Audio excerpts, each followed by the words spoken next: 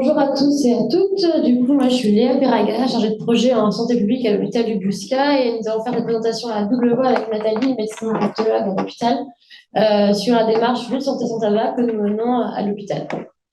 Alors, rapidement, parfait, merci.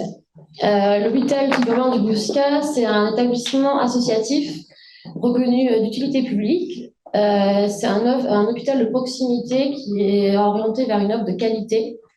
Depuis 2019, on met en place des projets de prévention et de promotion de la santé au sein de l'établissement avec les acteurs de santé de proximité.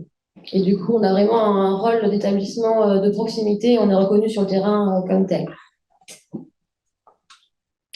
Rapidement, les activités de l'hôpital, on a 3 services de médecine, donc autour de la diétologie, l'endocrino, diabéto, la rhumato, la médecine vasculaire et tout ce qui est hépato, gastro. Il y a la partie gériatrie et soins palliatifs. On a un gros pôle de services d'hospitalisation à domicile, environ 140 lits d'HAD et aussi d'hospitalisation de jour. Il y a aussi pas mal de consultations externes sur l'établissement et on a une consultation de mémoire et une consultation addictologie qui sont labellisées. Et on a aussi un plateau d'imagerie sur l'établissement. Donc, comme tout à l'heure, Monsieur Duresfeld a présenté, la démarche Lutte Santé Sans Tabac est autour de 8 normes. Donc, on va vous présenter chaque norme avec les exemples concrets et les actions qu'on a mis en place en lien avec cette norme. Donc, la norme 1, par exemple, c'est la gouvernance et l'engagement. Depuis 2019, il y a un comité de pilotage pluriprofessionnel qui est sur l'établissement, qui est composé donc du directeur, des directions des soins infirmiers, de la gestion ressources humaines, du médecin addictologue, d'une infirmière de tabacologie, addictologie aussi au sein de l'établissement, la responsable qualité, et aussi au fil des réunions, on intègre tout ce qui est présidente de CRE, les membres du CSE, la médecine du travail et également les représentants des usagers. Le rôle du comité de pilotage, donc évidemment, c'est la définition de la stratégie lutte santé sans tabac et de son suivi. On recueille aussi également l'avis et le vécu des équipes soignantes sur cette stratégie. On prend en compte les difficultés et on met en place des solutions pour y résoudre. Et enfin, on essaye de profiter de cette occasion pour sensibiliser le professionnel à la prévention du tabagisme. La politique est déclinée dans plusieurs documents d'établissement, notamment dans une politique interne à l'établissement. Il figure aussi dans le règlement intérieur de l'établissement. On a rajouté quelques lignes par rapport aux zones fumeurs, non-fumeurs de l'établissement. On précise aussi également dans le contrat de travail du salarié lorsqu'il est embauché. Il figure aussi dans le livret d'accueil du patient et du soignant et aussi sur le site internet. En termes d'actions un peu concrètes pour vous montrer la gouvernance et l'engagement de l'établissement, l'année dernière, on a réalisé une enquête VAP à destination des soignants pour étudier leur représentation sur l'utilisation de la VAP en chambre pour les patients. Puisqu'à un moment donné, dans la stratégie, c'est arrivé, on a fait une réflexion et on s'est demandé est-ce qu'on pouvait autoriser les patients à fumer leur cigarette électronique, la VAP, dans les chambres. Donc, on a créé un questionnaire, il y a eu à peu près 122 réponses, principalement réparties entre IDE, aides-soignants, cadres et médecins de tous les services. Donc, on avait une première question, c'était est-ce que vous êtes favorable à la possibilité de donner aux patients la possibilité de vapoter en chambre? Donc, il y a eu quand même plus de 64 personnes qui ont répondu oui, contre 50 non. Il y avait aussi, est-ce que vous pensez que pour vous, ça pourrait être utile pour les patients fumeurs? On a eu pas mal de verbatim, et donc voilà, on a mis en exergue un peu ce qui ressortait, et notamment le fait que pour certains patients, puisqu'à savoir qu'on a plusieurs services et des services un peu lourds, notamment les soins palliatifs et les services d'addictologie, où certaines fois, la question du tabac va être vraiment un frein dans la prise en charge et dans l'accompagnement des patients qui sont au sein de ces services. Et souvent, les verbatims des soignants, c'était qu'il y avait peut-être un meilleur apaisement pour les patients fumeurs qui ne pouvaient pas descendre, du coup, ils vapotaient dans leur chambre. Il y avait aussi une meilleure alliance thérapeutique entre le patient et le service d'addictologie. Ça favorisait l'aide aux patients pour la réduction de leur tabagisme également. Il y avait aussi moins de conflits la nuit pour qu'ils aillent fumer en bas de l'établissement. Voilà, et en fait, ça a relevé aussi quand même qu'il y avait dans la plupart du temps, les soignants ils trouvaient quand même un bénéfice dans leur pratique aussi et dans le confort du patient. Et en quelques freins qu'on a pu soulever, c'est peut-être plutôt des désagréments pour les soignants qui étaient, eux, non-fumeurs, qui voyaient ça comme quelque chose d'interdit vraiment. Ils avaient aussi des craintes sur les conséquences du vapotage passif. Et aussi, il y a peut-être aussi le fait de pouvoir qu'on incitait à dépasser les règles préétablies dans l'établissement, donc qui pourrait être un peu, voilà, un peu vu comme un frein sur ça. Cette étude nous a permis d'avoir vraiment un premier état des lieux de cartographie de leur représentation. À l'heure actuelle, on n'a pas forcément donné de solution, mais nous, on avait besoin de solliciter l'avis du personnel pour avant d'envisager d'autres évaluations. Donc, c'est vraiment là où on voit l'engagement de l'établissement à aussi prendre en compte l'avis des salariés et des soignants qui sont dans les services. La norme 2, c'est la communication. Je trouve que c'est un pilier central de la stratégie, c'est de communiquer sur ce qu'on fait dans l'établissement et auprès de qui on le fait, donc aussi bien les soignants, les patients et les usagers. Et c'est accompagné aussi au changement de pratique, notamment au vu des professionnels. Donc, la stratégie a fait l'objet de plusieurs communications. Régulièrement, on intervient lors du parcours d'intégration des nouveaux salariés dans l'établissement pour leur présenter toute la démarche lutte santé sans tabac et le travail qu'on engage au quotidien. On a fait des présentations aux différentes instances, CME, conseil d'administration, CSE. Régulièrement, on a aussi des articles dans le Submag. Donc, le Submag, c'est notre gazette en interne de l'établissement. On a fait aussi des notes d'information à destination du personnel.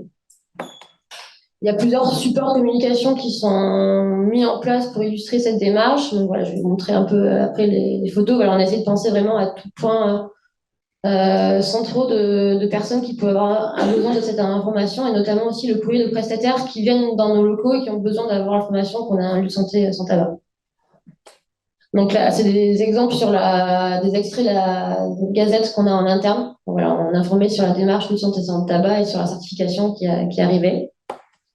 Après, on a misé gros sur la certification, enfin la signalétique externe. On a une énorme bâche à l'entrée de l'établissement quand on arrive pour vraiment que ce soit bien visuel et que les gens sachent où ils rentrent. Là, c'est plutôt des panneaux d'information. Il est un peu flou, je suis désolée. Des grands panneaux de signalétique d'information qui permettent aux visiteurs, aux salariés de savoir où sont les zones fumeurs et de rappeler aussi le service de consultation, enfin, qu'il y a une consultation qui est dédiée au sein d'établissement sur ça. Et là, c'est le projet futur. Au printemps, je pense qu'il sera mis, c'est sur la grande vitre. On mettra un énorme poster, enfin, Trocera Ferrani, ça s'appelle. Voilà, l'affiche sur aspirer le santé sans tabac.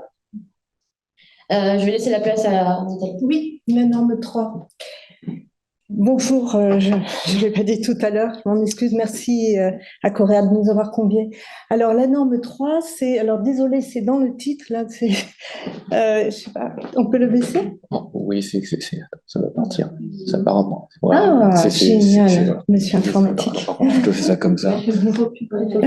Super. Ouais, il faudrait que tu mettes le micro sur le manteau. Alors, donc la norme 3, formation initiale et continue, donc il a été dit à juste titre tout à l'heure, l'importance de former de manière systématique l'ensemble des personnels et pas seulement soignants, c'est ce que nous avons tenté de faire, puisque entre 2020, septembre 2020 et juin 2023, nous avons animé 30 sessions de 1h15 et qui a touché 234 professionnels salariés tous métiers confondus, sans compter les externes et stagiaires. Donc, c'était même au-delà de 250 si on les compte.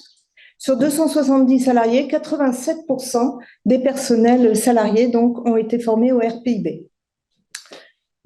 On forme également, nous sommes 3 médecins addictologues à former les nouveaux internes et externes 2 fois par an, donc à chaque nouvelle vague d'externes et d'internes, et nous sensibilisons, comme a dit Léa, à la démarche LSST, les nouveaux arrivants systématiquement. Les équipes de nuit, la CME, le CA ont également fait l'objet, pour ce qui est de la CME, de 2 interventions en CME sur cette démarche. On diffuse les protocoles qu'on vous montrera via le système d'information interne et notre particularité, on dira, c'est d'avoir formé un réseau de 10 référents tabac, plus spécifiquement, dont une partie ont bénéficié de la formation de 2 jours au RPB par le RESPAD. Donc un binôme pour chacun des 5 services de soins, formés plus spécifiquement en interne et en externe, donc certains par le RESPAD, le reste dans des réunions spécifiques. Et nous avons mis en place une hotline par une boîte mail commune sur laquelle je réponds à leurs questions, aux questions qu'ils posent. Donc ça permet une formation continue. Alors, cette formation RPIB tabac, voilà les grandes lignes. Un rappel sur le tabagisme en 2022. Pour les sessions 2023, c'était quand même 2022, puisqu'on n'a pas de chiffre pour 2023. L'hospitalisation, est-ce le bon moment pour aborder le sujet ? C'était pour les faire travailler en fait sur le fait que, quelle que soit la pathologie concernée, le tabagisme était impliqué.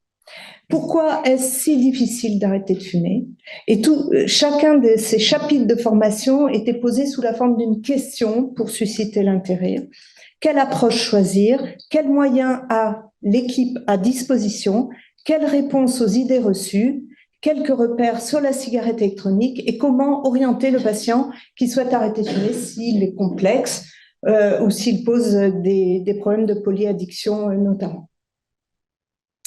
Alors, les personnels concernés, comme ça a été évoqué tout à l'heure, étaient les équipes de soins, infirmiers, aides-soignants, bien sûr, médecins, pharmaciens, cadres de soins, psychologues, assistantes sociales, manip radio et brancardiers, mais aussi toutes les équipes de soutien de manière absolument systématique, la direction, les administratifs, les personnels d'accueil, les secrétaires, les équipes cuisine, la responsable qualité, la médecin DIM, les agents de service, les logisticiens, les personnels techniques, donc tout le monde, absolument tout le monde était concerné. Cette formation a été réalisée en validation, notamment avec la direction et les cadres.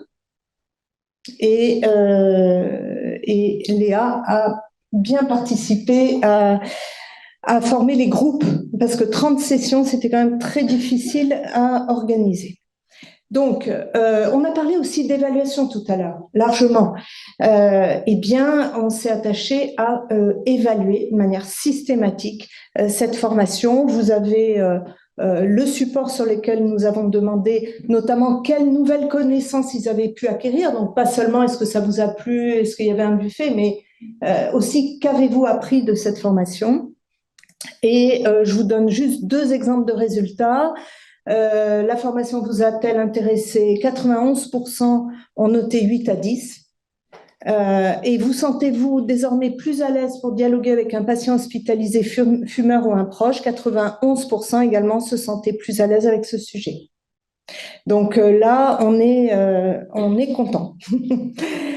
Voilà, je peux pas vous mettre tout le reste de l'évaluation, c'était tout à fait intéressant et cette évaluation de la formation a été communiquée au comité de pilotage, bien sûr, et via la Gazette.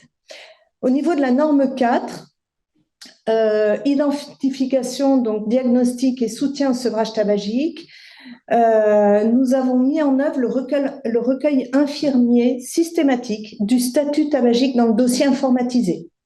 Donc, nos infirmières ont toutes maintenant désormais accès à la prescription autonome de patch sans passer par le médecin.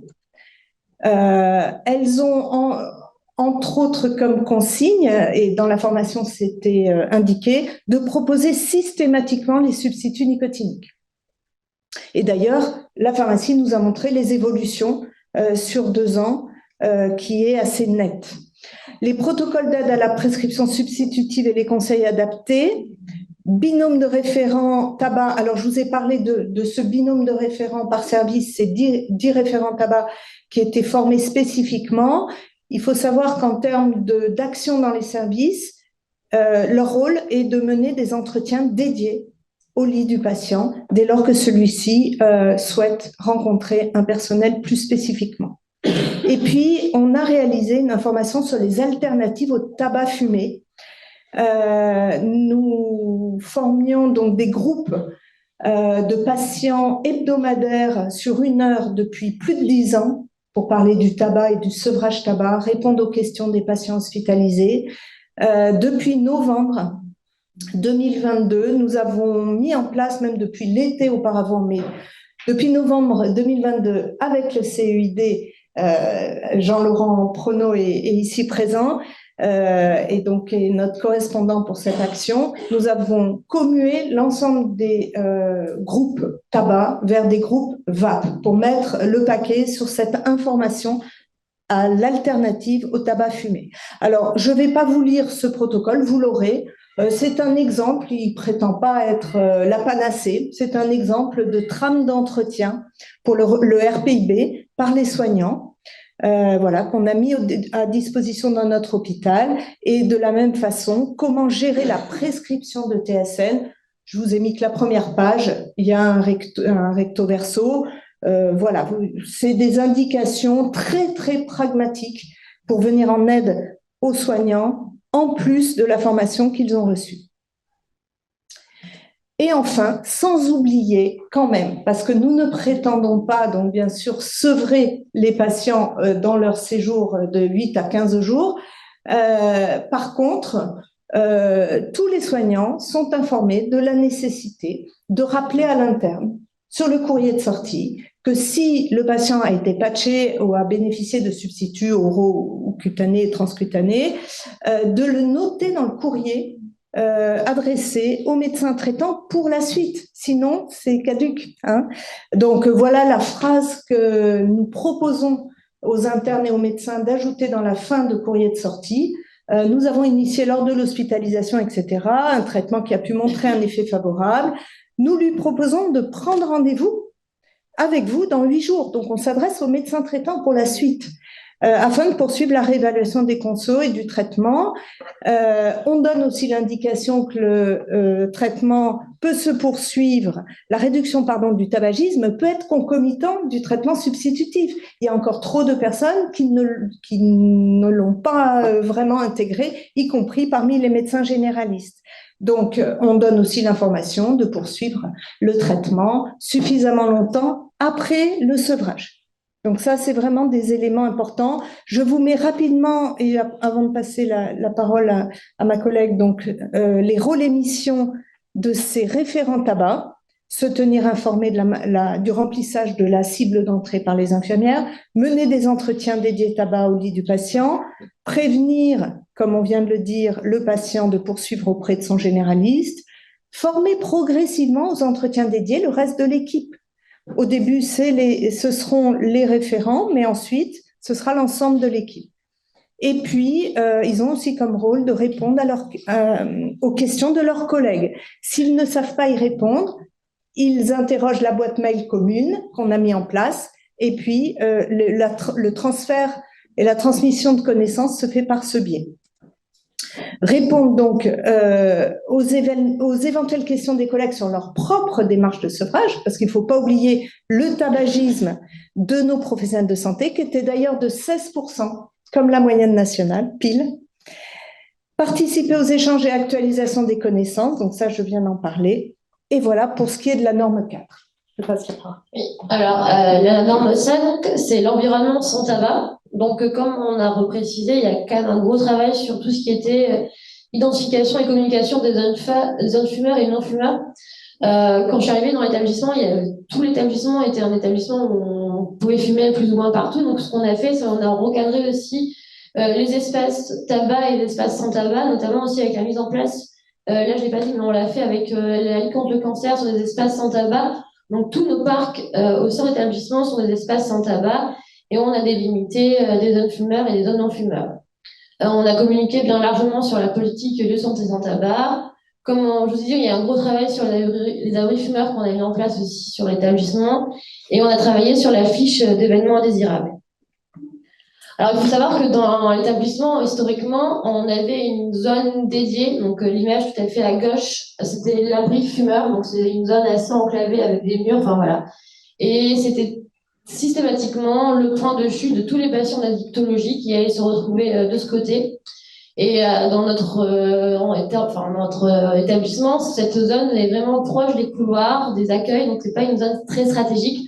Donc, ce qu'on a dû faire, on a dû la décaler et on l'a dédié zone vapotage. Donc, c'est toujours un endroit où on peut fumer, mais c'est devenu une zone de vapote pour aller dans la démarche de la vapote. Et du coup, juste derrière ce mur, on a créé une sorte d'abri fumeur qu'on peut voir là, qu'on a posé derrière, qui est vraiment plus à l'extérieur, qui est plus aéré, on va dire, où les patients peuvent fumer et se retrouver toujours en partageant ce moment-là. Donc voilà, donc on a enlevé l'ancienne zone fumeur qu'on a déplacée, on a mis des zones vapotage, on a mis l'ensemble de nos parcs abris, espaces sans tabac avec les comptes de cancer. Et pour les professionnels, on a défini des petites zones d'abris fumeurs, on va dire, sur les parkings. Donc là, c'est sur le parking à avant et il y en a un parking à l'arrière. Et on a tout banalisé avec les cendriers sondages et vraiment on a focus sur la signalétique dans l'établissement. Dans la certification du RESPAD, il nous demandait aussi qu'on puisse avoir un élément qui puisse nous relater les éléments indésirables par rapport à la politique lutte sans tabac.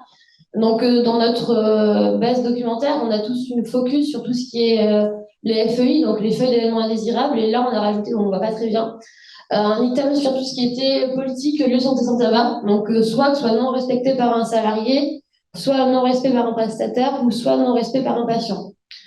Ces feuilles-là sont vraiment propres en interne aux soignants. Donc, il n'y a que les soignants ou les salariés d'établissement qui peuvent répondre à ces feuilles. Donc, ça ne fait pas non plus une exhaustivité de tout ce qui peut se passer, mais voilà, ça permet d'avoir aussi un retour sur des manquements ou des choses qui s'est passé qui n'auraient pas dû avoir lieu. Et du coup, nous, derrière, ça nous permet de faire un peu une évaluation et un rétexte de ces événements-là. La norme aussi, c'est les lieux de travail sains. Donc, cette norme-là fait écho pour moi au réseau hôpital promoteur de santé qui est porté également par le RESPAD. Et du coup, on a taillé tout un plan d'action de promotion de la santé, notamment par les programmes de prévention de santé publique. Donc là, c'est les programmes propres de l'établissement sur tout ce qui est nutrition, activité physique, santé environnementale, prévention des addictions. Il y a le relais de campagne de prévention, donc Moi sans tabac, Octobre Rose, tous les grands relais. Il y a la labellisation de l'établissement en tant que maison sport santé, donc on prescrit tout ce qui est activité physique sur ordonnance. Il y a toute la politique développement durable et RCE, la politique de qualité de vie, des conditions de travail aussi. Depuis l'année dernière, on est à un parcours de soins post-cancer. On propose une prise en charge pour les personnes qui sont atteintes de cancer après 1 an de traitement actif. Et enfin, on participe aussi aux campagnes de vaccination HPV. Et pour les professionnels, on met aussi en place des choses pour eux. Donc, on leur permet un accès facilité pour des rendez-vous de consultation sur l'établissement avec le docteur Lazarovic et les autres médecins addictologues. C'est un temps sur un temps de travail et en assurant la confidentialité. Bon, même si je vous avoue que des fois, c'est un peu compliqué de les avoir en consultation quand même. On a vu avec la pharmacie pour qu'on puisse dépanner aussi des patchs pour les professionnels qui sont en cours de sevrage. S'ils ont besoin de patchs, ils peuvent en avoir par la pharmacie de l'établissement sur vraiment du temporaire, on va dire, du dépannage. Et enfin, il y a aussi un positionnement proactif avec la médecine du travail. Il y a un logigramme qui a été créé avec elle, donc je vais vous montrer. Alors ça, c'est l'affichage dans tous les vestiaires qu'on rappelle à l'ensemble des soignants ce qu'on peut leur proposer, qui sont les référents, les binômes référents tabac aussi, et leur rappeler qu'on peut leur proposer des consultations et des patchs. Voilà, donc ça, c'est ce qui a été fait avec le médecin du travail, la H33. Un travail de fond a été fait avec le docteur Lazarovic et le docteur Pasquale sur ça. On n'a pas de consultation de médecine en interne, donc c'est compliqué de parler de tabac directement avec les salariés, mais par contre, la H33 a des missions de prévention, et notamment sur l'accompagnement au sevrage tabagique. Donc voilà, elle s'est portée garante de nous accompagner sur ce projet en accompagnant au mieux les salariés qui voulaient être arrêtés ou qui avaient besoin d'un sevrage. Donc voilà, de prescrire ou envoyer vers des consultations avec Nathalie si besoin. Là, c'est l'exemple, par exemple, du relais de campagne pour Octobre Rose dans l'établissement. Voilà. Super. Voilà, donc norme 7, on vous pilonne avec les normes là, mais on suit le mouvement. Alors voilà, on a essayé vraiment de mettre un peu le paquet sur notre engagement dans la communauté. Donc d'abord avec Coréade, en participant à des webinaires, en participant à des colloques que Coréade organise. Avec le RESPAD, puisqu'on est porteur de la délégation régionale, on participe à la rédaction de leurs brochures, que ce soit le tabagisme des femmes, premier geste en alcoolologie, sevrage tabac en contexte de cancérologie. Je fais partie des équipes de certification à l'SST Argent, donc tout ça, ça fait partie. On parlait de se rendre compte de ce que font les autres établissements. Par ce biais, évidemment, on réalise du benchmarking, puisqu'on se rend compte un petit peu de ce que font les autres, et c'est extrêmement intéressant pour notre propre expérience. Les partenariats avec les professionnels de santé sont nombreux. On a une convention avec la faculté de médecine pour la formation DPC des médecins généralistes sur le tabac. On a une convention avec Akirespi, qui est un organisme qui gère l'ensemble des kinés sur la région. Et nous participons à la SFT avec l'organisation de sessions, dont d'ailleurs, au dernier congrès de novembre, une session que j'ai co-animée avec Marion Adler qui s'appelait « Place de la vape dans les démarches LSST ». Et puis, Maison Sport Santé, dont vient de parler Léa, qui bénéficiait d'une convention avec Bordeaux Métropole, les CPTS, dans lesquels nous avons fait des interventions de sensibilisation. Il y a également des conventions de partenariat avec de nombreuses communes qui ont été mises en place par Léa, dans lesquelles elle réalise des relais de campagne de prévention, l'officialisation des espaces sans tabac avec la Ligue contre le cancer. Tu as créé aussi une animation en lycée, au lycée Magendie, pièce de théâtre pour parler des addictions. Et puis, les usagers, nous les avons intégrés dans le COPIL, comme a dit Léa tout à l'heure. Et puis, nous avons un projet de médiateur santé-père pour le service d'addictologie. Voilà, on essaye vraiment de s'intégrer dans la communauté le plus possible. Tu veux rajouter? Non, alors, les actions menées dans et hors les murs, des petites photos pour agrémenter. Voilà, on pourrait en avoir plusieurs dizaines. Voilà, on va passer à la norme 8. Alors, la norme 8, c'est particulier dans la mesure où ce qu'on a pu voir dans d'autres évaluations, d'autres établissements, c'est toujours un peu ce qui pêche. Là aussi, on n'est pas à la panacée, mais on a essayé d'avancer pour dans tout ce qui est évaluation. Notre comité de pilotage était mensuel jusqu'à la production de notre dossier niveau argent. On attend la plateforme pour le transposer. On l'a envoyé là il y a peu. Et le COPIL deviendra trimestriel pour suivre ces évaluations. Donc, d'abord, des évaluations internes de LSST avec le suivi des actions planifiées. On l'a fait, Léa avait tenu un tableau d'avancement des actions réalisées en cours, à venir. Les évaluations des formations internes et externes, nous évaluons systématiquement tout ce que nous faisons en formation, que ce soit les formations externes DPC ou les formations internes RPIB. Les enquêtes blouses blanches, qui ont recueilli un nombre relativement conséquent de répondants, que ce soit salariés ou patients. Les questionnaires de satisfaction des patients hospitalisés, je vous dirai quels items on a rajoutés, et l'analyse des feuilles d'événements indésirables. Donc, on en tirera les actions pertinentes issues de l'analyse en COPIL, lieu de santé sans tabac, et nous communiquons les bilans en conseil d'administration, en CME, au CSE et au personnel via la Gazette. Les évaluations externes, c'est les audits LSST. Bronze en 2019 que Léa avait diligenté, argent en cours, et puis nous espérons un jour évoluer vers la labellisation Gold. On en dira un mot tout à l'heure. Alors, focus sur le questionnaire de satisfaction. Donc, on a ajouté 2 items. Si vous êtes fumeur, a-t-on abordé avec vous le sujet du tabagisme? Oui, non. Et vous a-t-on proposé une aide? Oui ou non? Ce sont 2 questions qui nous ont paru essentielles à poser à l'ensemble des patients hospitalisés. Et puis, la gestion des feuilles d'événements indésirables. Alors, c'est toujours un petit peu délicat parce qu'on veut être proactif, mais pas être prohibitif. On est parfaitement conscient que le sevrage tabac peut amener et amène de toute façon de la souffrance chez les patients hospitalisés si ça n'est pas accompagné. Donc, c'est un peu dans cet esprit d'empathie et d'accompagnement qu'on a décidé de gérer ces FEI. Constat d'un événement indésirable, eh bien, rappel cordial par tout professionnel auprès de la personne qui, on va dire, a contrevenu. La feuille d'événement indésirable est donc remplie.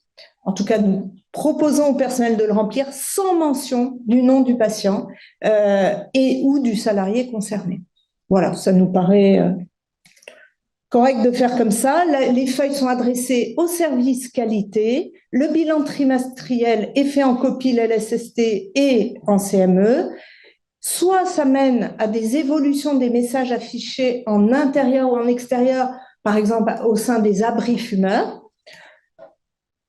Ça débouche aussi sur une communication via la Gazette et une sensibilisation dans les services, d'une part par les cadres de santé, qui sont hiérarchiquement, les hiérarchiques des soignants, mais aussi par les médecins. Il faut que les médecins s'impliquent dans le suivi de cette politique.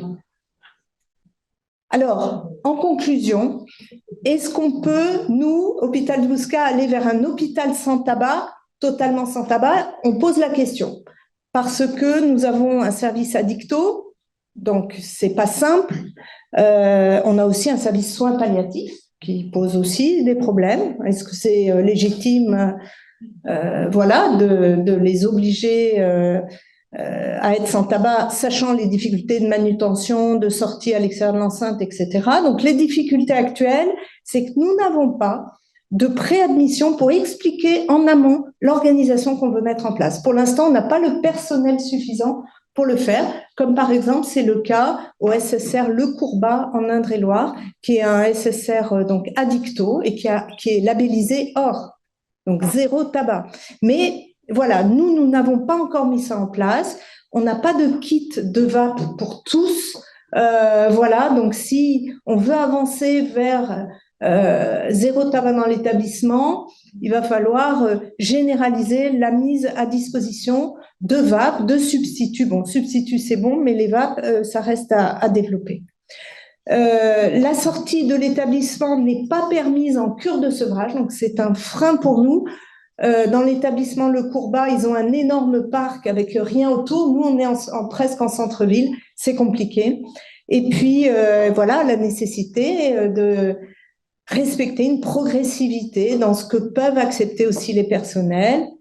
En tout cas, on tient au précepte de cette démarche comme étant une démarche bienveillante qui vise à accompagner les services, développer les compétences, c'est un point majeur, aider les professionnels eux-mêmes à cesser de fumer et s'inscrire dans la promotion de la santé pour tous.